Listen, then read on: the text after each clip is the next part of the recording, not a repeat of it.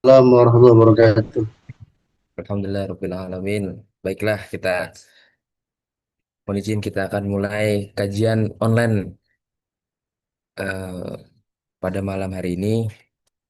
Bismillahirrahmanirrahim. Assalamualaikum warahmatullahi wabarakatuh. Alhamdulillah Rabbil Alamin. Wa bihi nasta'in wa ala umurud dunya waddin. Salatu wassalamu ala asrafil anbiya'i wal mursalin. Sayyidina wa nabiyina wa maulana Muhammadin wa ala alihi wa sahbihi ajmain amma ba'd. Puji dan syukur marilah kita kehadirat Allah Subhanahu wa taala yang mana telah memberikan banyak nikmat dan karunia-Nya sehingga pada malam hari ini kita masih diberikan kesehatan walafiat. Salawat dan salam tak lupa selalu kita haturkan kepada baginda Nabi besar Muhammad sallallahu alaihi wasallam. Mohon izin kami izin perkenalkan diri, nama Rizky Fadil Saputro.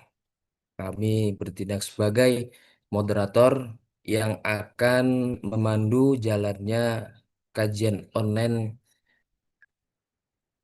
pada malam hari ini hingga selesai. Bapak, Ibu, dan rekan-rekan sekalian, malam ini kita akan mengaji dan berdiskusi tentang tema yang sangat luar biasa ini, yaitu menikah, ibadah terlama yang butuh ilmu. Dengan fokus pembahasan pada makna dari rukun nikah. Tentu tema ini sangat penting karena rukun nikah bukan sekedar prosesi sah di depan penghulu, melainkan panduan rahasia untuk membangun keluarga yang sakinah, mawaddah, warahmah. Dan alhamdulillah di tengah-tengah ruang Zoom meeting kita pada malam hari ini sudah hadir narasumber kita yang luar biasa, yaitu guru kita Letkol Laut Jayadi SAGMA atau kita kenal sebagai Ustadz Ujai. Assalamualaikum Ustadz.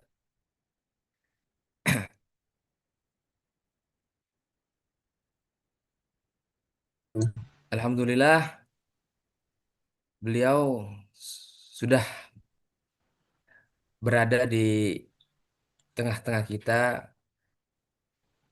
Selanjutnya yaitu marilah eh, izinkan kami sebagai moderator untuk membacakan susunan acara pada malam hari ini. Acara yang pertama yaitu pembukaan, acara yang kedua yaitu penyampaian materi, acara yang ketiga yaitu diskusi tanya jawab, dan yang terakhir ditutup dengan doa. Selanjutnya untuk mempersingkat waktu, marilah kita buka acara pada malam hari ini dengan membacakan suratul Fatihah ila hadratin Nabi Mustafa Muhammadin sallallahu alaihi wasallam. Ila Nabi Al-Fatihah. A'udzubillahi minasyaitonir rajim. Bismillahirrahmanirrahim. Alhamdulillahi rabbil alamin, Bismillahirrahmanirrahim. rahmanir rahim, maliki yaumiddin. Iyyaka na'budu wa iyyaka nasta'in. Iya, Ihdinas siratal mustaqim. Shiratal ladzina an'amta 'alaihim ghairil maghdubi 'alaihim waladdallin. Amin. Jelas selanjutnya yaitu penyampaian materi yang akan disampaikan oleh Letkol Laut Dr. Jayadi SAGMA. Kepadanya kami persilahkan. Eh, baik. Assalamualaikum warahmatullahi wabarakatuh.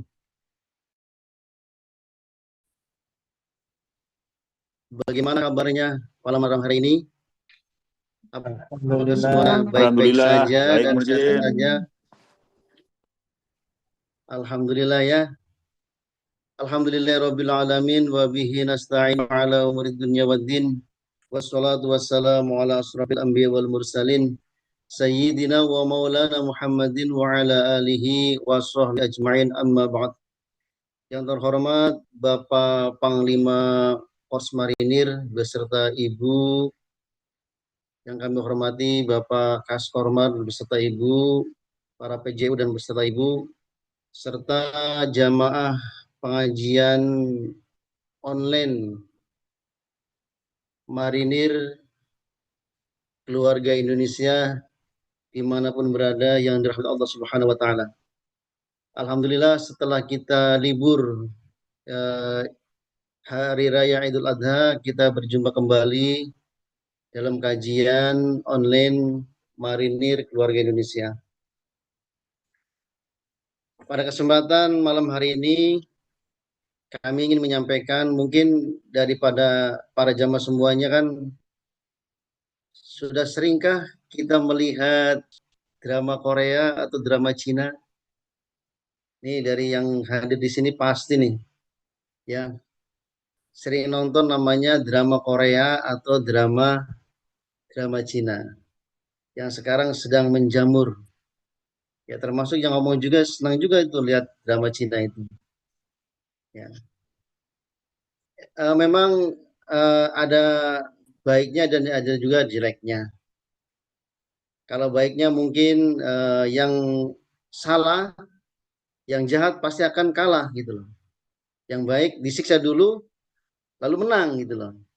Nah, tetapi ada sisi negatif yang perlu kita hindari, terutama bagi para prajurit marinir yang masih bujangan, ya, Mas Fadil dan lain sebagainya yang masih bujangan, ya, atau bagi bapak dan ibunya yang masih punya anak yang belum menikah perlu diwaspadai tentang drama Korea, drama Cina. Di situ pasti ceritanya itu menikah tidak jadi, lalu menikah kontrak, lalu menikah bisnis, lalu menikah macam-macam. Ya, ada namanya pernikahan bisnis, ada namanya pernikahan kontrak dan lain sebagainya. Dan memang itu tidak berbeda dengan budaya kita, terutama syariat Islam. Karena apa? Karena di sana menikah itu apa istilahnya ya? Kecatatan sipil dulu, nikah baru nanti diresmikan. Nah, kan beda. Kalau di kita itu kan namanya menikah itu ijab kabul dulu, baru dicatat oleh pegawai negeri, pegawai urusan agama atau pegawai KUA. Gitu. Yang memang sebetulnya mendaftar terlebih dahulu, tapi kan pencatatan itu setelah ketiga. Tapi kalau di sana tidak berbeda. Inilah kebalikan. Maka dari itu perlu diwaspadai ya. Banyak sekali tuh drama-drama Korea atau drama-drama Cina itu yang mengajarkan bertolak belakang dengan syariat Islam. Ya, perlu dihindari terutama para prajurit nih yang masih bujangan-bujangan nih. Jangan mencoba-coba ya, mencoba-coba meniru-niru gaya daripada yang kita tonton. Boleh kita tonton sekedar hiburan saja, tetapi tidak boleh dicontoh. Demikian. Maka dari itu kami perlu menyampaikan bahwa pernikahan itu merupakan perkara yang sangat sakral, sangat suci, ya.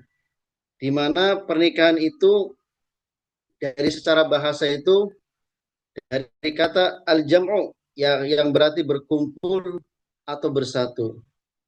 Ad-domu atau yang berarti menghimpun. Jadi nikah itu adalah berkumpulnya ya laki-laki dan perempuan, berkumpulnya dua keluarga. Jadi satu keluarga. Itu namanya menikah. Nah, secara etimologi bahwa menikah itu adalah akad yang menghalalkan pergaulan dan hubungan badan antara laki-laki dan perempuan yang bukan mahram, yang menimbulkan hak dan kewajiban di antara keduanya dengan tujuan membentuk yang sakinah. Dan pernikahan ini tidak terjadi pada zaman Rasulullah SAW saja. Sejak zaman Nabi Adam alaihissalam itu sudah ada pernikahan, ya, sudah ada nikah, di mana ketika Allah Subhanahu wa taala memberikan nikmat tidur kepada Nabi Adam alaihissalam.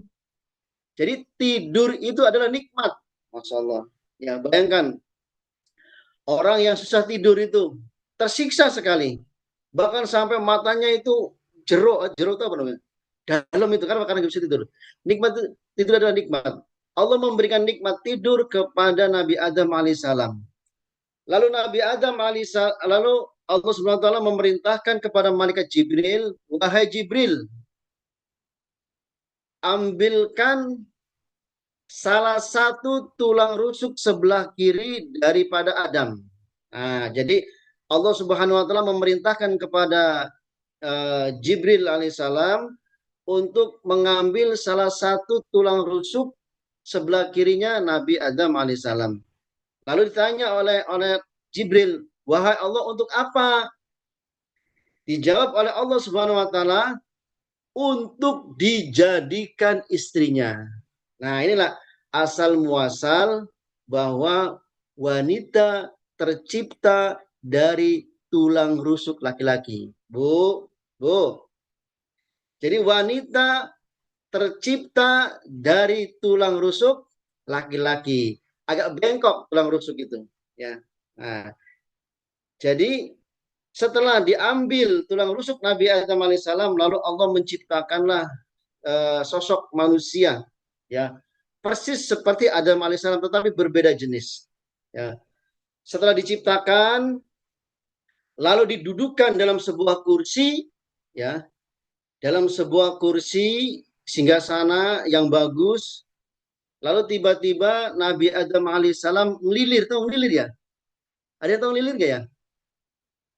Melilir itu bangun setengah sadar gitu loh. Nah, bangun setengah sadar, ternyata dilihat di depannya itu terlihat ada sosok makhluk yang persis sama dengan dirinya. Sambil ucok-ucok mata tuh gini ya. Karena kan baru bangun tidur itu.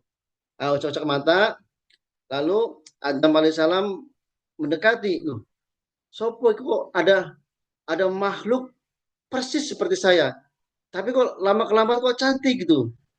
Semakin dekat semakin cantik, semakin dekat semakin cantik gitu loh. Maka begitu juga dengan Siti Hawa. Kok ini ada yang mendekati siapa ya? Nah. Lalu ketika mendekat, Nabi Adam bertanya, "Siapa kamu?" Dijawab oleh Siti Hawa, "Saya tercipta dari bagian tubuhmu dan diciptakanlah untukmu." Gitu loh. Nah, jadi Siti Hawa itu menjawab pertanyaan daripada Nabi Adam alaihissalam, "Saya tercipta dari bagian tubuhmu, yaitu bagian tulang rusuk, dan diciptakan untuk kamu." Dan memang perempuan itu diciptakan untuk laki-laki. Nah, kalau begitu kamu ke sini. Nah, Nabi Adam menyuruh Ibu Hawa untuk datang kepada Nabi Adam alaihissalam. Lalu dijawab oleh Siti Hawa, "Tidak mau, kamu saja yang ke sini." Nah, kamu saja yang ke sini. Jadi Siti Hawa tidak mau undangan, tidak mau mendekat kepada Nabi Adam, justru meminta Nabi Adam alaihissalam untuk dekat ke ibu Hawa. Ini maknanya ya, laki-laki itu mencari perempuan, bukan perempuan mencari laki-laki. Perempuan itu hanya duduk manis di rumah, ya. Nanti datang sendiri laki-lakinya tuh. Nah, Fadil, gimana Dil? Mas Fadil, sudahkah datang ke perempuan kah? Untuk siap-siap. Nah, ini yang masih bujangan-bujangan nih. Insyaallah. Jadi maknanya adalah laki-laki yang mencari perempuan. Singkat cerita, Nabi Adam alaihissalam mendekat lalu kok cantik sekali, ya. Sehingga Nabi Adam melihat kecantikan Ibu Hawa melihat ketampanan Nabi Adam. Sehingga timbullah jatuh cinta. Jadi itulah, cinta itu diawali dari pandangan mata. Mula-mula sama-sama malu-malu, lama-lama dua-dua manggut-manggut, tanda-tanda punya rasa. Nah, jadi awal pertemuan cinta itu adalah karena pandangan mata, ya. Jadi dengan melihat kecantikannya, maka Ibu Hawa jatuh kepada jatuh cinta kepada Nabi Adam jatuh cinta kepada ibu Hawa. Lalu Nabi Adam alaihissalam itu apa ya istilahnya? Pingin memegang, ya, pingin memegang ibu Hawa. Ketika akan memegang ibu Hawa, lalu Allah Subhanahu wa taala membentak Nabi Adam. Wahai Adam, jangan sentuh Hawa. Nah, Nabi Adam bertanya lagi, kenapa ya Allah saya tidak bisa boleh menyentuh Hawa? Kan Hawa diciptakan untuk saya. Kenapa saya tidak boleh menyentuhnya? Nah, lalu Allah Subhanahu wa taala berfirman bahwa kamu boleh menyentuh Hawa tetapi dengan satu syarat. Apa syaratnya ya Allah? Syaratnya adalah sallu ala Muhammad, yakni bersolawat kepada baginda Nabi besar Muhammad SAW. Jadi sebenarnya ini cerita Nabi Muhammad sudah diciptakan nurnya terlebih dahulu, ya. Sudah diceritakan bahwa Nur Muhammad itu sudah diciptakan bahwa suatu saat nanti akan lahir seorang Nabi bernama Nabi Muhammad SAW. Itu sudah diberitakan. Singkat cerita bahwa Ibu Hawa sah dipegang oleh Nabi Adam dengan satu syarat adalah bersolawat kepada Nabi Muhammad SAW. Artinya harus dinikahkan terlebih dahulu, ya. Dinikahkan terlebih dahulu baru boleh memegang gitu. Nah, zaman sekarang itu berbeda. Belum nikah sudah pegang-pegangan lagi. Menghadap berdua di ruangan itu kadang-kala ditegur, nanti pada malu, ditegur jaga gitu, ya. Itu ketika ada prajurit menghadap itu kadang-kala memang risih juga. Udah pegang-pegang tangan lagi, belum akad nikah. Ya, nanti yang bujangan-bujangan ini kalau mau menghadap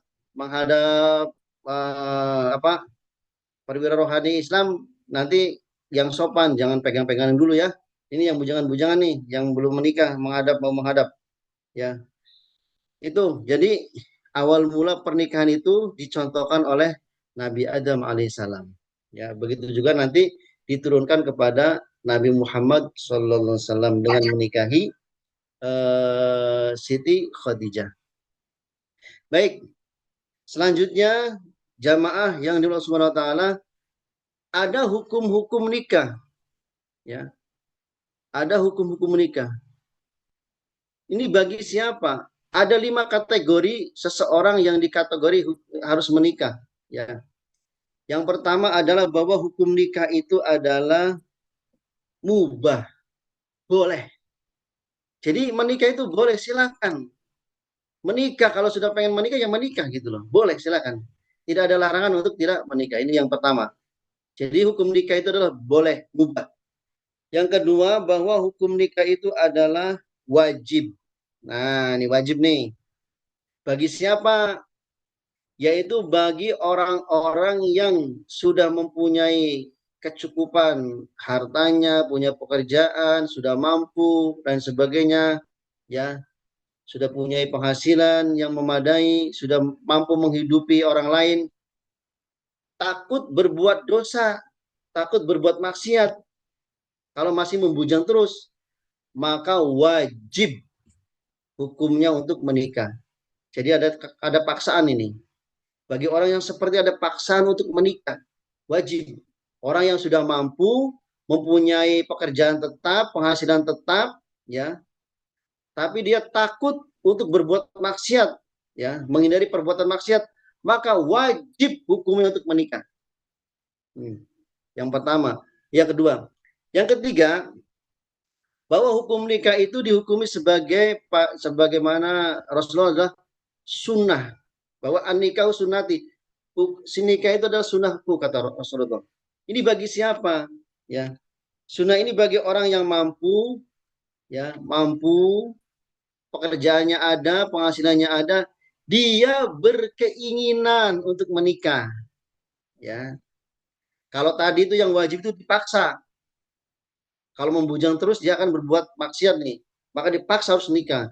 Tetapi kalau yang ini punya keinginan menikah dan sudah mampu, dia sudah mapan, kayak Sersan Fadil ini, ya, udah punya pekerjaan tetap sebagai prajurit TNI Angkatan Laut, marinir lagi, ya, calon sarjana lagi, Nah, itu sudah mampu itu. Punya keinginan nikah, maka hukumnya adalah sunnah. Itu. Lalu ada hukum pernikahan makruh. Nah, makruh ini bagi siapa?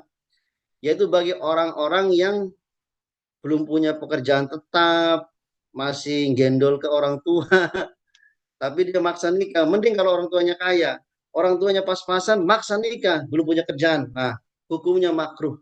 Ya, lebih baik ditunda terlebih dahulu, cari pekerjaan dulu yang tetap, baru menikah. Ya, tetapi kalau memaksakan dia menikah, maka hukum nikahnya adalah makruh. Ya, lebih baik dihindari. Yang terakhir, bahwa hukum nikah itu adalah haram. Loh, kenapa menjadi haram nikahnya?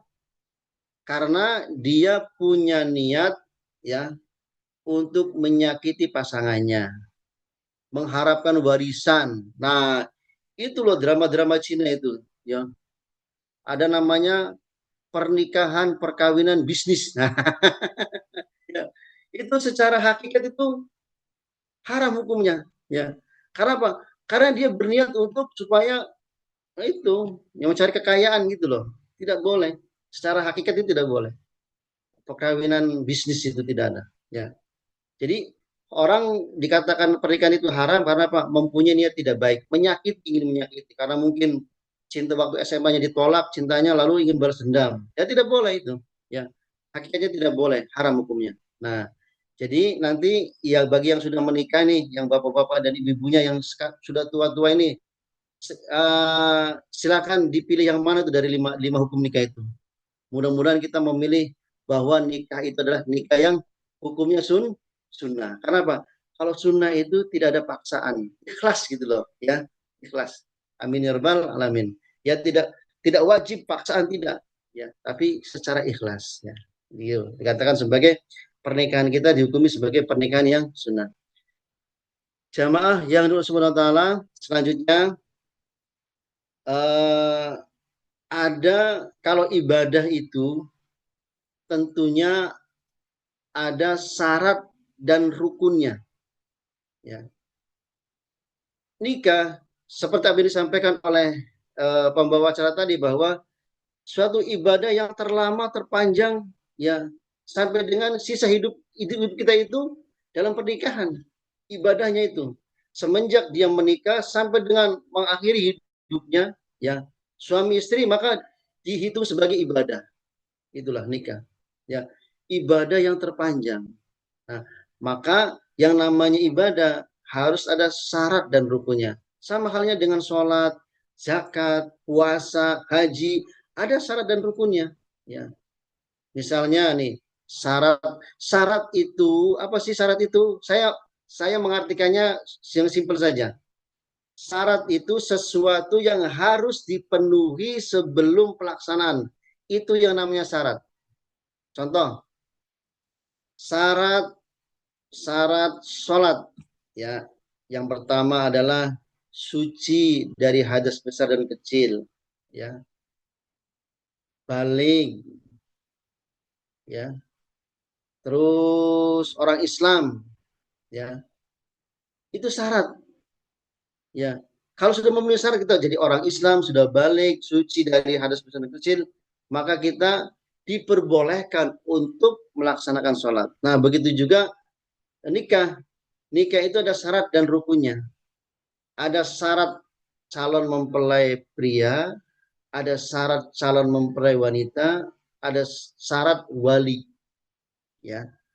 Ada syarat administrasi. Nah, ini nih, yang belum nikah-nikah nih, mohon izin, mohon maaf nih, ya, yang prajurit ini harus terpenuhi dulu syarat-syaratnya, administrasinya harus penuhi.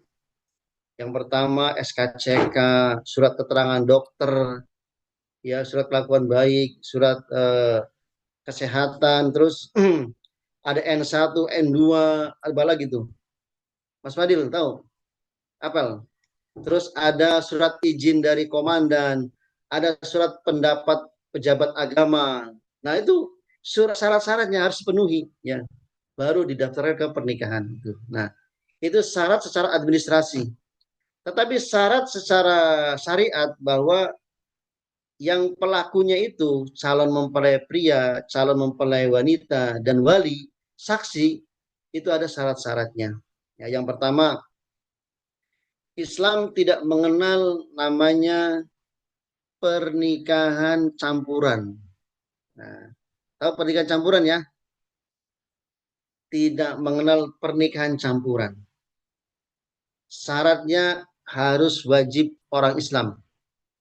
Islam tidak boleh orang Islam menikahi yang bukan Islam, ya, wajib itu, ya. Yang kedua, baligh, ya. Ada juga yang belum baligh sih perempuannya, tapi ada juga nanti itu sih persoalan lain ya. Ada maksudnya pernikahan ketika bayi, ketika itu nanti pembahasan lain ya. Tapi yang secara umum saja bahwa baligh, ya sudah baligh, ya sudah baligh, berakal, ya, mumayyiz, ya. Mumayyiz itu apa ya? Saya itu pengertiannya cuma anu sih, ya secara singkat itu tidak idiot lah, gitu lah. Mumayyiz itu tidak idiot. Mumayyiz itu pengertiannya tidak idiot. Kan banyak orang kelihatannya dewasa, gede, tapi pemikirannya kayak anak-anak. Nah, kayak dulu tuh Encep, tau Encep? Ada yang suka sinetron Encep itu. Encep itu kan masih idiot toh. Nah, itu sebenarnya tidak boleh dinikahkan itu. Karena apa? Karena tidak tahu ya apa yang mereka harus lakukan ya. Jadi orang Islam balik berakal, orang gila tidak boleh menikah ya. Orang mabuk tidak boleh menikah, tidak boleh ya. Itu. Dan mumayyiz ya. Mumayyiz itu orang yang tidak idiot lah, dewasa. Mengerti apa yang menjadi fungsinya. Ya itu namanya mumayyiz ya. Terus bagi syarat-syarat perempuannya nanti dilanjutkan setelah membicarakan masalah rukun. Itulah syarat-syaratnya. Yang berikutnya adalah kita masuk ke dalam rukun. Rukun itu adalah sesuatu yang harus dilaksanakan, dilakukan. Salah satu contoh nih, ketika kita menjadi seorang prajurit, ya prajurit marinir, maka rukunnya apa? Rukunnya adalah menjalani pendidikan komando. Ah, itu rukun itu, baru diakui menjadi prajurit marinir. Kalau saya itu belum diakui sebagai prajurit marinir, kenapa? Karena belum melakukan pendidikan komando. Jadi ketika dia disebut sebagai seorang marinir, maka dia harus rukunnya itu menjalani pendidikan komando hutan ya. Ya, Mas Fadil ya. Komando hutan baru sebagai marinir. Nah, kalau saya belum marinir, kenapa? Belum melaksanakan pendidikan komando ya itu. Ya, itu. Jadi rukun itu adalah sesuatu yang harus dilakukan, dilaksanakan. Contoh sholat. Sholat itu rukunnya adalah niat, ya, takbiratul ikhram, membaca Al-Fatihah. Jadi itu harus dipenuhi itu, dilakukan. Begitu juga dengan nikah. Nikah, nah, saya tuh mau tanya nih kepada pemirsa semuanya nih, ibu-ibu, bapak-bapak nih. Ada yang hafal nggak rukun nikah? Coba macamkan tangan, jawab. Ada berapa rukun nikah kah? Jangan-jangan nggak ada yang tahu lagi. Nah, inilah kendalanya. Setiap prajurit yang menghadap saya itu, ketika ditanya tentang rukun nikah, wah nggak ada yang bisa jawab, Masya Allah. Kata saya tuh, kamu mau menikah, tetapi rukun nikah saja tidak tahu, Masya Allah. Kan, ya. Makanya yang bujangan-bujangan dihafalkan nih. Yang bujangan dihafalkan rukun-rukun nikah itu. Ya. Supaya ketika kita mau melaksanakan nikah itu supaya mantap gitu. Karena apa? Karena tahu yang harus dilakukan. Ya. Mungkin ibu bapak-bapaknya sudah lupa lagi ada berapa rukun nikah itu. Ya. Ada yang mengatakan 4, ada yang mengatakan 5. Ya. Ada 5. 5 ya, alhamdulillah. Yang pertama ibu, calon mempelai pria, ya. Terus, Terus, kemudian wali nikah, dua orang calon saksi mempelai dan ijab wanita, kabul. wali nikah, 2 orang saksi dan ijab kabul. nah, betul ya. Ada juga mahar dimasukkan juga, ada juga nih pendapat iya, ya, mahar. memasukkan mahar atau mas kawin dimasukkan. Ya. Berarti 6 ya, Ustaz. Nah, baik. Yang pertama adalah adanya kedua mempelai calon ya, laki-laki dan perempuan, ya mempelai laki-laki dan mempelai perempuan. Kenapa wajib ada gitu loh? Karena dia yang mau melaksanakan itu loh. Ada yang bertanya kepada saya, Ustaz, bagaimana kalau itunya video call saja katanya, kayak gini nih, Zoom. Boleh enggak katanya? Saya sedang tugas di Sorong, ya, tidak bisa pulang. Sementara calon saya di Jakarta. Boleh nggak katanya nikahnya itu video call? Buset, kata saya. Saya berpendapat tidak boleh, harus hadir. Walaupun sekarang zaman teknologi canggih, pakai videotron yang gede untuk melaksanakan ijab kabul, tetapi secara video apa, secara Zoom tetap tidak boleh, tidak sah. Nanti saya bilang, kalau gitu malam pertamanya video call juga kata saya. Saya bilang, enaknya itu video call. Nah, itu pasti tidak enak kan? Harus ketemu, harus ketemu. Jadi kehadiran seorang calon mempelai itu wajib, ya, tidak boleh wajib, tidak boleh, tidak harus ada. Yang kedua adalah wali, ya, wali. Kenapa harus ada wali? Karena seorang perempuan menikah itu harus atas izin walinya, ya, harus izin walinya. Jadi tidak, walaupun janda ya. Kalau saya masih berpendapat bahwa janda itu tetap tidak boleh menikahkan sendiri. Itulah Islam menjaga kehormatan wanita, ya. Walaupun dia ada juga berpendapat bahwa janda itu nikah saja tanpa wali katanya boleh. Ada juga yang berpendapat, tapi saya berpendapat, maksudnya mengambil pendapat bahwa walaupun dia janda tetap harus ada walinya, ya, tetap harus ada walinya. Karena apa? Karena untuk menjaga kehormatan seorang wanita. Itu wali. Jadi wali itu adalah yang mempunyai anak perempuan. Ya. Siapa ayahnya? Kalau tidak ada ayahnya siapa? Kakaknya yang laki-laki. Kalau tidak ada kakaknya laki-laki, adiknya yang laki-laki. Ya. Kalau tidak ada adiknya yang laki-laki, boleh pamannya dari adik-adik apa kakaknya, kakak laki-lakinya ayah, Pak D lah. Tapi dari ayah. Atau kalau tidak ada, itu dari adiknya ayah laki-laki. Jadi wali itu dari garis keturunan bapak atau laki-laki. Tidak boleh garis keturunan daripada ibu. Ini pelajaran juga buat ini yang ibu-ibu yang mempunyai anak gadis ya. Barangkali mau menikahkan itu hati-hati dalam memilih wali ya. Jadi wali itu adalah bapaknya. Kalau tidak ada ya kakaknya, adiknya yang laki-laki, terus ke Pak D-nya, ke pamannya yang laki-laki, adiknya bapak dan lain sebagainya ya. Kalau tidak ada semuanya, boleh namanya wali hakim. Itu adalah pilihan terakhir wali hakim itu. Ya, pilihan terakhir itu wali hakim. Dan mohon maaf ini, ya, mohon maaf ini, saya disampaikan di sini.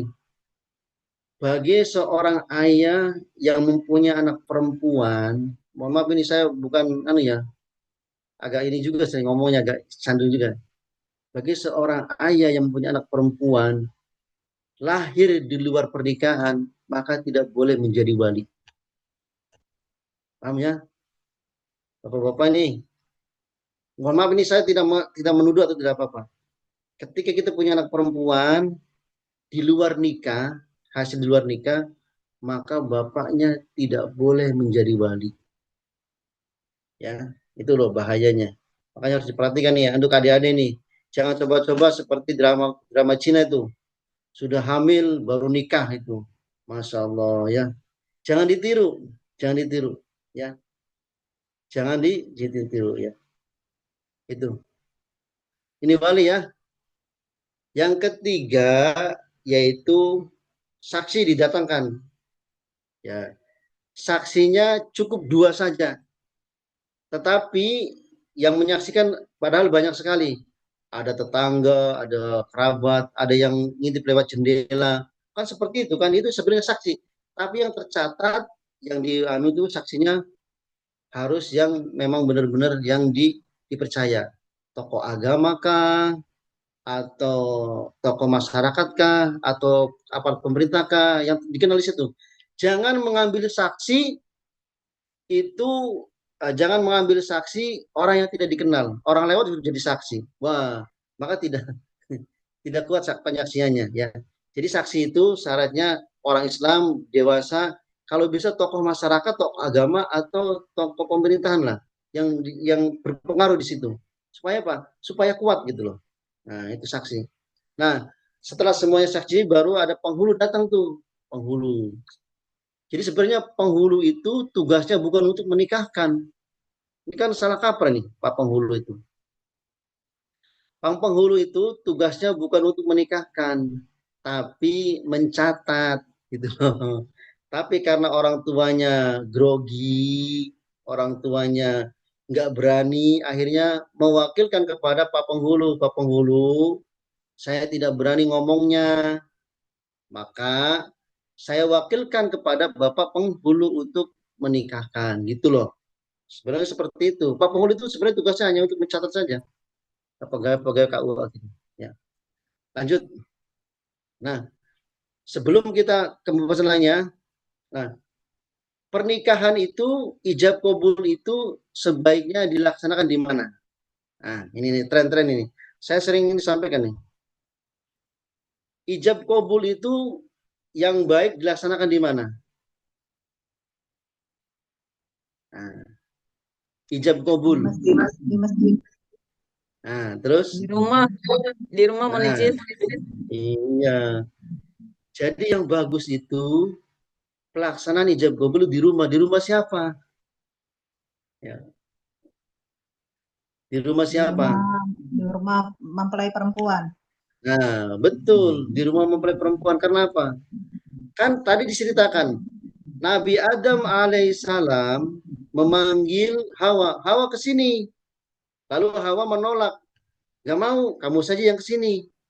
Berarti laki-laki yang datang ke rumahnya perempuan. Jadi makanya ijab kabul itu atau akad nikah itu harus terjadi dilaksanakan di tempatnya perempuan.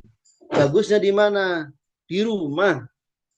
Ya, gak usah gaya-gaya di masjid, gak usah. Kata saya tuh. Saya sering sampaikan itu kepada yang menghadap itu. Kamu gak usah gaya-gayaan ke nikah di masjid apa? Gak pernah ke masjid aja nikahnya di masjid kata saya tuh. Gak pernah berjamaah di masjid, gak pernah di itu gaya-gayaan nikahnya di masjid kata saya tuh. Tidak usah. Yang bagus itu adalah di rumah. Karena apa? Ya perempuan itu ya gak boleh keluar rumah di situ lah. Kita pinang di rumahnya. Bukan di masjid. Ya, bukan di masjid. Apalagi sampai nikahnya di tanah haram gaya-gayaan, gak usah lah.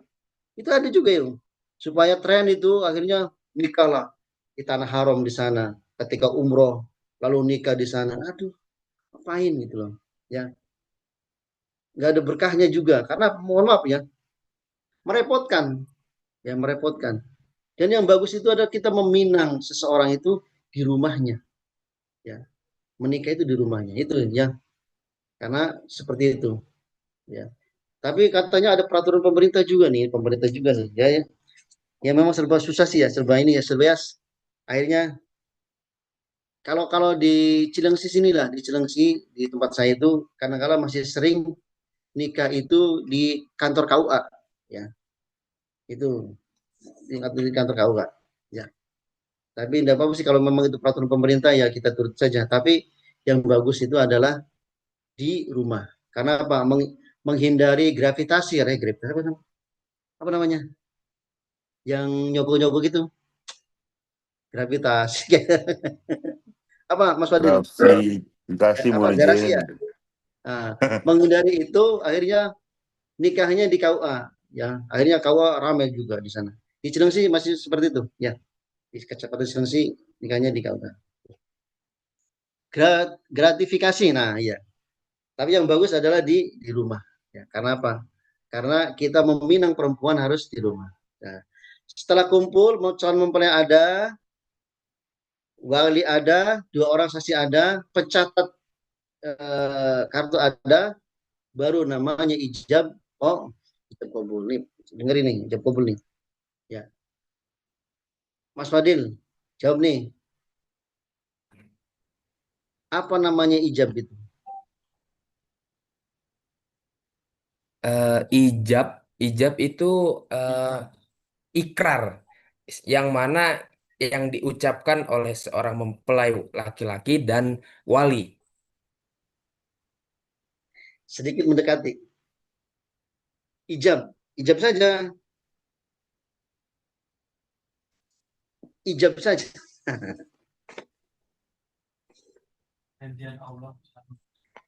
Ijab adalah perkataan ya, pernyataan seorang wali ya, menyerahkan anak perempuannya gitu. Apa ucapannya? Bahasa Indonesia saja lah, gue bahasa Arab. Saya nikahkan anak saya bernama ini binti ini dengan mas kawin tersebut. Nah, itu namanya ijab. Pernyataan seorang wali, orang tua menyerahkan anak perempuannya kepada siapa? Kepada calon mempelai laki-laki. Lalu dijawab oleh Mas Fadil, namanya kobul. Obul. Nah, kobul itu apa? Penerimaan. Ya Pak, saya terima anak Bapak untuk saya, gitu aja sebenarnya. Ya, ringkasnya seperti itu. Seorang wali, orang tua menyerahkan anak perempuannya, lalu anak mempelai pria menerimanya. Itu namanya kabul. Nah, disinilah makna daripada ijab kabul. Ini perlu disampaikan nih. Ya, maknanya apa? Saya di sini. Maknanya adalah bahwa tugas seorang orang tua terhadap anak perempuannya itu kayaknya sudah plong. Ya. Yang selama ini dari mulai hamil, ngidam, macam-macam, jebrol, lahir ke dunia, ya, anak perempuan diasuh, malam-malam gak bisa tidur, terus sampai umur 7-9 tahun disekolahkan dan lain sebagainya, sampai 20 tahun, sampai waktu menikah diserahkan begitu saja. Bayangkan, ya, kepada siapa? Kepada laki-laki yang mencintainya. Makanya kadang-kala, mohon maaf ini ya, seorang wali itu ketika menikahkan itu kadang-kala tidak sadar air matanya akan berlinang. Kenapa? Yaitu anak yang selama ini diasuh dari kecil, dari mulai kandungan sampai dengan dewasa, diasuh, dibesarkan, dididik, sudah gede diminta.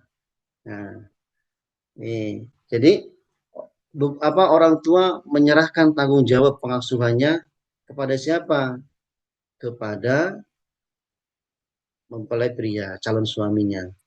Maknanya orang tua itu kalau sudah menikahkan anaknya tidak usah apa ya namanya itu ya, yang ribetin lah, apa ya istilahnya, masing ganduli terus, nggak usah. Kalau itu nggak usah dinikahkan saja lah kalau begitu. Nah, makanya mohon maaf ya, makanya baik itu jelek bagus, lebih baik pisah setelah menikah itu dengan orang tua, ya, lebih baik misalnya. Ini yang prajurit-prajurit ini ya, saya sangat mengapresiasi kepada prajurit marinir yang ada di Sorong, ya, itu apa ya, ketika menghadap nikah itu saya tanya, kamu sudah punya rumah? Siap, Mojin sudah punya. Bayangkan, jadi sudah mereka persiapan rumah itu, ya, mereka walaupun perantau sudah menyiapkan rumah itu, ya, kalau nggak rumah dia sudah siapkan kos gitu loh. Jadi bagus dia, artinya apa? Artinya dia sudah siap sedia, ya, akan berpisah dengan orang tuanya, ya, itulah, ya, jadi orang tua menyerahkan tanggung jawabnya kepada suaminya, ya. Nah, makna yang berikutnya adalah kobul, bahwa Mas Fadil nantinya itu menerima amanah, dititipin seorang anak perempuan, ya, seorang perempuan itu dari orang tuanya, dititipin, jangan disia-siakan itu loh, ya. Maknanya adalah laki-laki dititipin, kalau jadi suami itu dititipin orang tuanya, ya. Maka kalau kita dititipin, diamanahin, ya disesuaikan lah, ya, diurus, diopeni. Ketika dia lapar dikasih makan, ketika dia haus dikasih minum, ketika dia kedinginan dikasih selimut dan lain sebagainya, ya. diberikan nafkah, diberikan perlindungan. Itu artinya qabul itu. Jadi seorang laki-laki menerima ya, menerima amanah titipan anak perempuan. Jangan disia-siakan. Nanti yang menitipkan akan marah apabila disia-siakan. Ya, itu. Nah, maknanya bagi anak perempuan yang jadi istri, maka kewajibannya akan berpindah tangan. Ya. Dari yang pertama adalah ya orang yang paling dihormati terlebih dahulu adalah orang tuanya. Ketika sudah menikah, maka yang pertama kali dihormati adalah suaminya. Kenapa? Karena orang tuanya sudah menyerahkan semuanya kepada suaminya. Jadi Bu, yang pertama kali dihormati adalah suami. Bahkan kata Nabi, seandainya manusia boleh sujud kepada sesama manusia, maka aku akan perintahkan seorang istri untuk sujud kepada suaminya. Begitu besarnya, ya. Karena apa? Karena laki-laki menerima amanah. Gitu. Jadi itulah kewajiban daripada makna daripada ijab qabul. Ya. Seorang wali melepaskan anaknya, ya.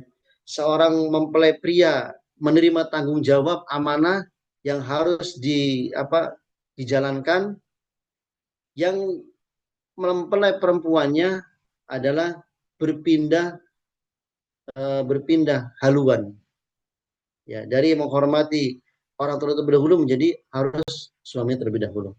Jadi baik tidaknya seorang perempuan, seorang suami istri tergantung daripada suami. Ini ijab qabul. Lanjut karena waktu sudah hebat nih.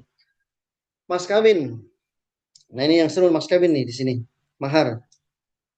Kenapa harus dibayar? Karena kadang-kadang disebutkan saya terima nikahnya Dewi binti Pulan dengan mas kawin tersebut dibayar.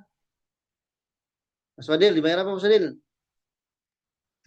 Dibayar tunai. Nah, ini ada Haji Dulo ini yang orang Kemenag ini.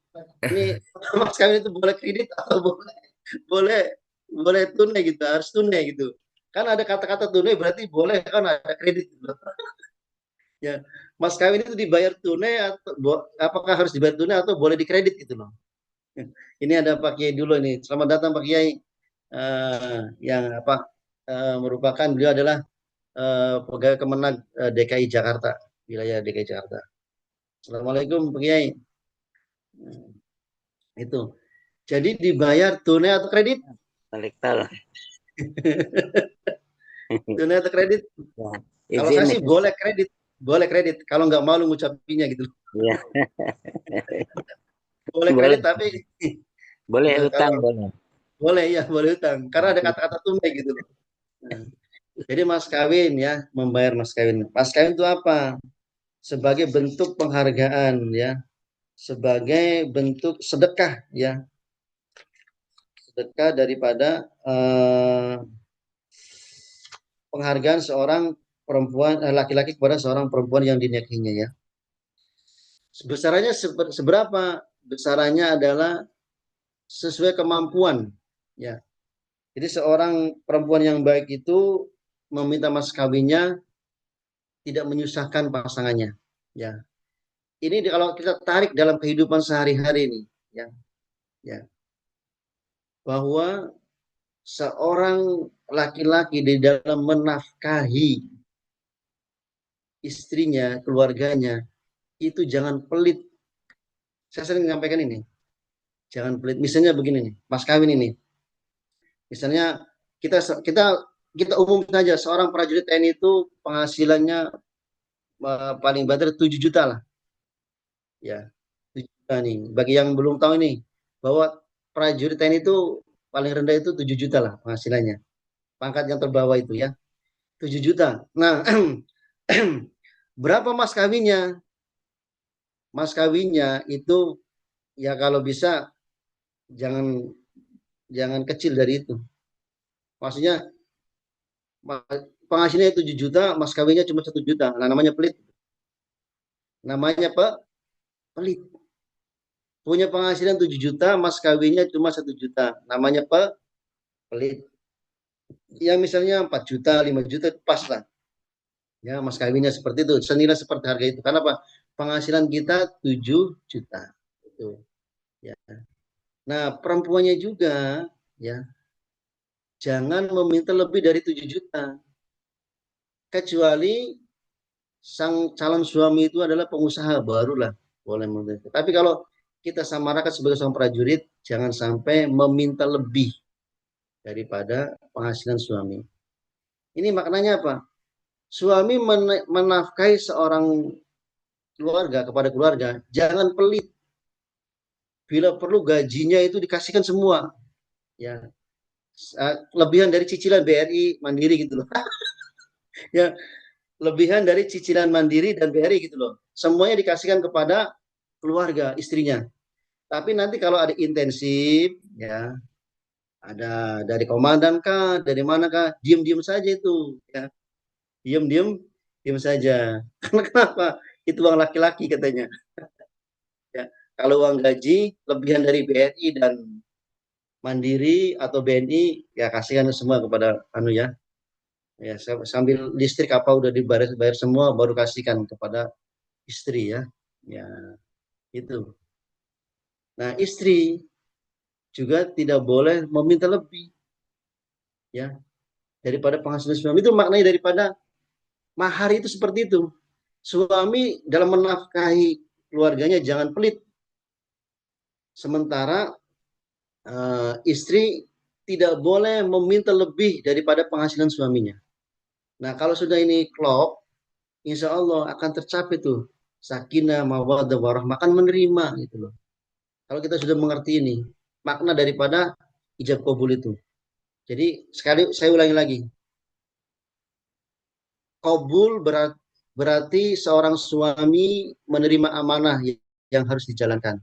Kasih makan, kasih minum, kasih pakaian, kasih rumah dan lain sebagainya. Kasih kuota.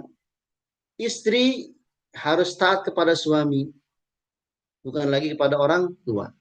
Nah, mas kawin atau mahar seorang suami dalam menafkahi keluarganya tidak boleh pelit.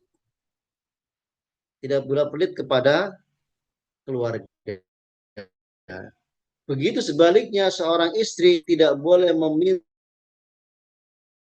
daripada penghasilan suami. Semuanya menerima. Rumah tangga akan adem dan ayem. Begitu loh.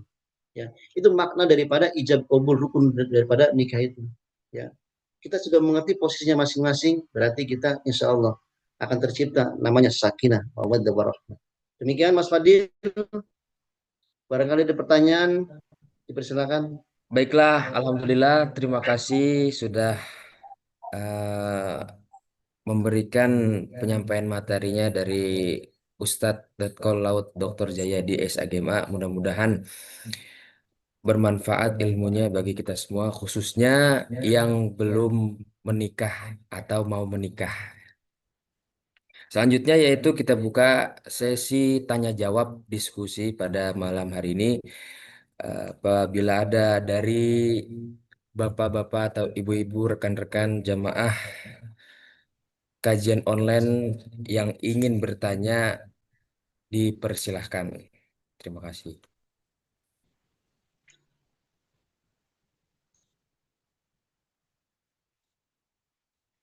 Baik, ini ada pertanyaan dari setting. Mohon izin nanya Pak Komandan, ada yang bilang barang-barang berupa Al-Quran, seperangkat alat sholat, sajadah, tasbih, mukena, kain sarung tidak masuk kategori mahar. Mohon penjelasan. Ya. Jadi sebenarnya mahar itu adalah jenisnya benda yang suci dan bermanfaat. Ya. Kategorinya ya. Benda yang suci dan bermanfaat. Ya. Yang bermanfaat milik suami, ya, ada manfaatnya, sanggup menyerahkan, ya. Nah, untuk Al-Quran, seperangkat sholat, alat sholat, sajadah, tasbih, mukena, kain sarung dan sebagainya, kalau itu digunakan itu ada manfaatnya, tetapi kebanyakan dijadikan perhiasan di dinding rumah, di ruang tamu, dipajang di situ mas kawin maharnya, ya. Al-Qur'annya dipajang, sajadahnya dipajang, nggak pernah dipakai oleh istrinya, ya. Kalau itu tidak digunakan, maka itu tidak merupakan barang yang tidak bermanfaat, ya. Tidak bermanfaat, maka tidak boleh.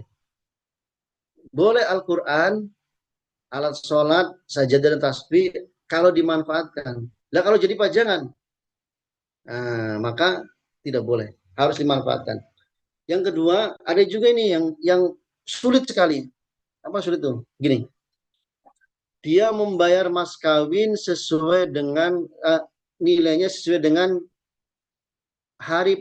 tanggal pernikahan. Bayangkan, misalnya nih 10 Juni 2026. Ada nggak pecahan 26? Bayangkan, tidak ada. Menyulitkan diri, tidak boleh seperti itu, ya. Jadi mas kawin itu, mahar itu harus mudah didapatkan gitu loh. Jangan hal-hal yang sulit. Yang sulit itu dipajang, tidak boleh, ya. 10 berapa itu? Tanggal 10 bulan 6 2026. Berapa itu nilai rupiahnya? Ada nggak 26 rupiah zaman sekarang ini? Tidak ada. Kalau mungkin zaman dulu ada lah, ya, nilai 26 perak itu. Tapi sekarang tidak ada. Yang 25 perak juga masih sudah jarang, apalagi 26 perak. Nah, jangan bikin susah, bikin mas mahar itu, ya. Begitu ya penjelasannya Ibu. Al-Qur'an boleh, seperangkat surat boleh, asal dipakai. Bahkan Nabi juga mengatakan bahwa walaupun hanya dengan cincin dari tembaga gitu loh. Misalnya saking tidak punya apa-apanya, meminang orang dengan mas kawin, cincinnya dari tembaga, boleh, silakan, ya. Tapi ya dipakai gitu loh, dimanfaatkan.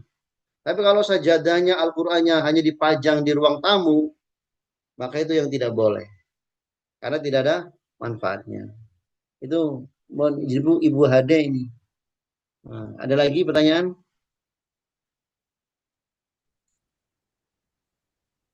Mohon izin, Kasub, kami izin bertanya, mohon izin.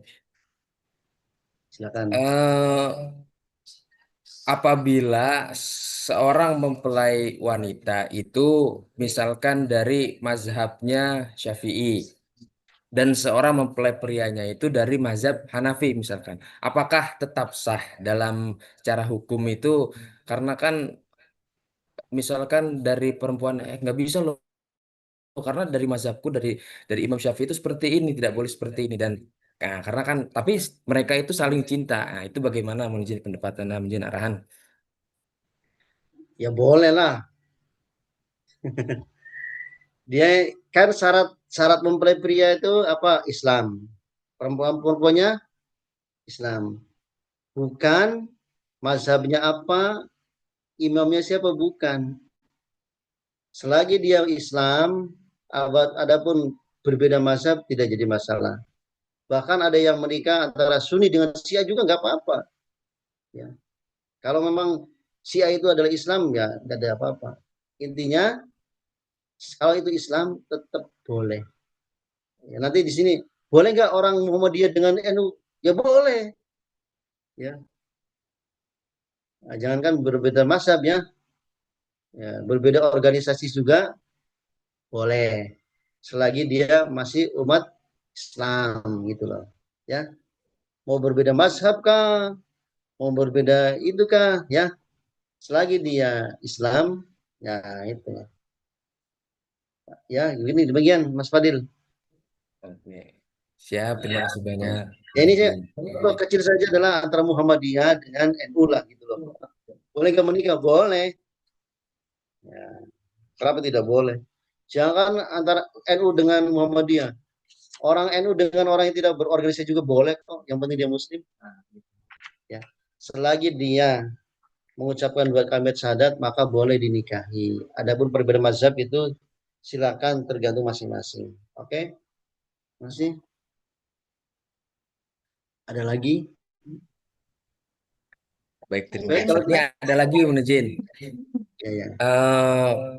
Biasanya kita ini kan kalau mau menikah itu rajin banyak, misalkan banyak buku-buku nikah, banyak baca-baca buku-buku nikah, terus banyak ikutin seminar-seminar untuk menikah. Itu bagaimana sih tata caranya, prosedurnya sampai selesai. Nah, bagaimana caranya kita itu ngebangun supaya eh, kebiasaan belajar bareng itu antara suami dan istri setelah menikah. Karena setelah menikah itu biasanya ilmunya malah makin kendor. Bukan semakin kita semangat itu untuk menyapai ilmu, untuk mendapatkan pahala yang lebih ya kan. Tentunya kan pastikan ilmu yang sudah kita dapat sebelum menikah itu malah jadi kendor gitu. Bagaimana Unjil untuk mendapat sarannya? Ya, terima kasih. Jadi ini saya sampaikan dulu nih ya, sebelum menjawab nih. Yang benar itu sakinah mawaddah warahmah atau mawaddah warahmah sakinah. Yang benar. Sakinah mawaddah warahmah atau mawaddah warahmah sakinah. Ya. Sakinah mawadah warahmah. Kalau kata kisah itu terbalik, salah. Ya. Kalau kita kata kisah saya gitu loh. Memang tujuan daripada nikah itu adalah sakinah. Ya. Sakinah, terakhir sakinah itu. Tujuan nikah adalah sakinah. Tetapi diawali dengan mawaddah warahmah. Nah, mawaddah itu adanya cinta. Jadi pernikahan harus diawali dengan cinta, tidak boleh dengan keterpaksaan. Nah, yang namanya cinta yaitu tadi Mas Fadil, belajar bersama, kajian bersama, kan cinta-cintaan tuh, ya, benar nggak? Kemana-mana berdua gitu loh, kan diawali dengan cinta toh. Nah, nanti setelah 10 tahun, 20 tahun baru ke warohmah. Ya. Jadi sakinah itu tahapan awal kita menikah. Kalau dalam ibarat berlayar nih, ya. Ketika kita tolak dari dermaga, mengarungi lautan samudra, karena kan berlayar bahtera, mengarungi samudra. Jadi pernikahan itu ibarat kita mengarungi samudra, kata Bang Haji. Ya. Samudra yang luas, ya. Ketika baru tolak dari dermaga, maka kelihatannya indah itu. Laut masih tenang, ombak masih tenang, ya. Terus apa? Melihat ke dermaga masih terang gitu kalau malam hari. Indah sekali. Itulah namanya sakinah. Jadi sakinah, mawadah. Jadi mawadah itu hanya yang indah-indah saja itu. Ya, jadi ketika pranikah itu jalan bareng berdua itu wajar. Ya, dia kepleset saja bilangnya apa? Apa sayang kan? Nanti kalau sudah punya anak beda lagi. Nah, baru nanti tahapan sudah 10 tahun, 15 tahun, 20 tahun. Nah, baru ke warohmah. Apa warohmah itu? Warohmah itu menurut kiai saya adalah menerima kelemahan pasangannya. Itu namanya warohmah. Menerima kelemahan pasangannya. Contohnya, misalnya suaminya itu tukang ngorok kalau tidur, ya, ya sudah, nggak usah dimarahin. Ya mau sudah begitu kok, terima. Itulah kelemahan suamimu. Terus mau diapain gitu loh, diterima. Itu namanya warohmah, rasa sayang gitu loh. Atau misalnya istrinya itu cerewet, terus kalau masak sayur asin terus. Nah itu ya sudah, terima saja. Ya namanya warohmah, rasa sayang. Ya sudahlah. Terus mau diapain lagi sih, emang seperti itu kok. Nah, itu kalau sudah 10 tahun, 15 tahun, 20 tahun itu loh pernikahan, pernikahan. Nah, baru nanti umur-umur sudah 50 tahun, ya. Itu akan ke sakinah, ya. Ke sakinah. Apa sih sakinah itu? Menurut ya saya juga, sakinah itu adalah ada dicuekin, tidak ada dicari. Nah, itu sakinah. Ada yang tahu nggak ya ini maknanya? Sakinah. Ada dicuekin, tidak ada dicari. Silakan Bu Yulianti bertanya, silakan. Ibu Yulia, sebelum dilanjutkan kepada Sakinah. Ya, Assalamualaikum Pak Ustadz. Waalaikumsalam Jadi warahmatullahi wabarakatuh. di dalam ijab kabul itu di dalam satu tarikan nafas ya, ijab kabul itu. Nah, bagaimana dengan orang yang ada keterbatasan di dalam berbicara? Ya, maaf banget. Misalkan gagap gitu loh. Gimana gitu Pak Ustadz? Terima Ya. kasih Pak Ustadz. Assalamualaikum warahmatullahi wabarakatuh. Waalaikumsalam warahmatullahi wabarakatuh. Misalnya Pak Ajis Gagap ya. Ajis Gagap. Terima kasih Ibu atas pertanyaannya. Memang syarat daripada ijab kabul itu terutama untuk laki-laki itu harus satu tarik nafas. Ya, apa? Bentuk kesungguhan gitu loh. Jadi kalau yang putus-putus itu ya berarti itu untuk calon istrinya berarti dia masih ragu-ragu itu. Makanya harus satu tarikan nafas. Saya terima nikahnya ini dengan mantap ya. Dengan mantap. Bentuk kesungguhan gitu loh. Menerima seorang perempuan gitu. Nah, tapi kalau pelan-pelan, putus-putus, ya berarti masih ragu-ragu. Nah, bagaimana orang yang gagap? Ada ruksoh, mohon izin Ibu, ya, ruksoh. Jadi kan setiap ibadah itu kalau ada kendala-kendala yang memang itu tidak bisa dihindari, maka ada namanya ruksoh, keringanan. Bahwa Nabi Muhammad Sallallahu Alaihi Wasallam itu diutus untuk apa? Menyampaikan agama yang mudah, lagi toleran. Artinya ada keringanan ruksoh. Seperti sholat juga ada ruksohnya. Jadi kalau memang dia itu gagap, ya, walau bagaimanapun itu tetap tidak bisa. Itu dia harus tegas tidak bisa. Maka diperbolehkan, ya, diperbolehkan. Karena dia punya keterbatasan. Ruksoh. Kecuali orang yang normal tidak boleh. Harus bahwa saya itu siap menerima amanah seorang perempuan. Gitu loh. Begitu Ibu, terima kasih. Ya, terima kasih Pak Ustadz. Sangkut ke Sakinah, sebentar lagi. Sakinah itu adalah ada dicuekin, tidak ada dicari. Itu namanya sakinah, menurut saya itu. Jadi kalau sudah nenek-nenek, kakek-kakek itu, coba lihat. Ya, mohon izin Pak Kiai, kalau sudah seusia kita itu udah 60, udah itu kan udah kakek nenek itu, ya mau ngapain sih kumpul-kumpul tuh paling cuek-cuekan aja. Tapi kalau salah satunya itu hilang, pergi, pasti dicari. Contohnya nih, ya, Dek, mana ibumu? Tidak tahu Pak, lagi ke pasar. Terus saja ditunggu nih, sampai 1 jam 2 jam. Lalu tanya lagi, Dek, mana ibumu? Di pasar Pak, belum pulang. Iya, nggak apa-apa. Ditunggu terus. Sampai 3 kali. Dek, mana ibumu? Bapak tuh gimana sih? Udah dibeli di pasar kok, nanya terus. Nah, kata anaknya tuh. Lalu tiba-tiba datanglah istrinya itu. Ketika datang istrinya, ditanya tidak, disapa juga tidak. Ya.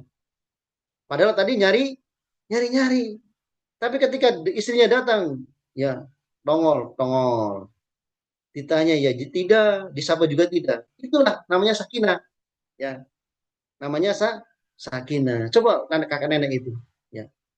Jadi mudah-mudahan keluarga kita sampai ke tingkatan sakinah. Ya, amin ya robbal alamin. Dari mulai mawaddah, warahmah, wasakinah.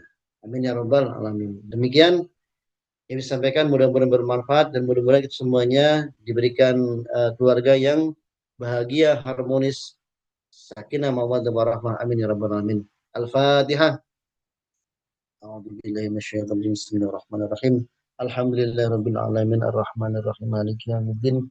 Iyyaka na'budu wa iyyaka nasta'in. Ihdinas siratal mustaqim. Siratal ladzina an'amta 'alaihim ghairil maghdubi 'alaihim waladdallin. Mungkin Pak Kiai doa. Bismillahirrahmanirrahim. Allahumma salli wa sallim wa barik ala sayyidina wa habibina wa syafi'ina wa abdina wa karimina wa maulana Muhammad wa sallim wa radiyallahu tabaraka. Alhamdulillahi rabbil alamin. Hamdan syakirin hamdan na'imin hamdan yafi wa yukafi mazidah. يا ربنا لك الحمد كما ينبغي لجلال وجهك الكريم وعظيم سلطانك. اللهم صل على سيدنا محمد وعلى آل سيدنا محمد. اللهم اغفر لنا ذنوبنا ولوالدينا وارحمهما كما ربيانا صغارا ولجميع المسلمين والمسلمات والمؤمنين والمؤمنات الأحياء منهم والأموات إنك سميع قريب دعوة ويا قاضي الحاجات. اللهم انصر أمة سيدنا محمد. اللهم اصلح أمة سيدنا محمد. اللهم أمة سيدنا محمد. ربنا ظلمنا أنفسنا بلم تغفر لنا وترحمنا لنكونن من الخاسرين. ربنا هب لنا من أزواجنا وذريتنا قرة أعين إماما. ربنا آتنا في الدنيا حسنة وفي الآخرة حسنة وقنا عذاب النار walhamdulillahi rabbil alamin. Demikian, mohon maaf kurang lebihnya. Wallahu muwaffiq. Wassalamualaikum warahmatullahi wabarakatuh. Waalaikumsalam warahmatullahi wabarakatuh. Terima kasih atas penyampaian materi pada malam hari ini. Kami sebagai moderator, apabila ada kesalahan kata, mohon dimaafkan. Terima kasih atas kehadirannya pada malam hari ini. Wallahu waffiq ila aqwamit thoriq. Assalamualaikum warahmatullahi wabarakatuh. Waalaikumsalam. اللهم ارحمنا بالقرآن واجعله لنا إماما ونورا وهدى ورحمة. اللهم ذكرنا منه ما نسينا وعلمنا منه ما جهلنا وارزقنا تلاوته آناء الليل وأطراف النهار واجعله لنا حجة يا رب العالمين.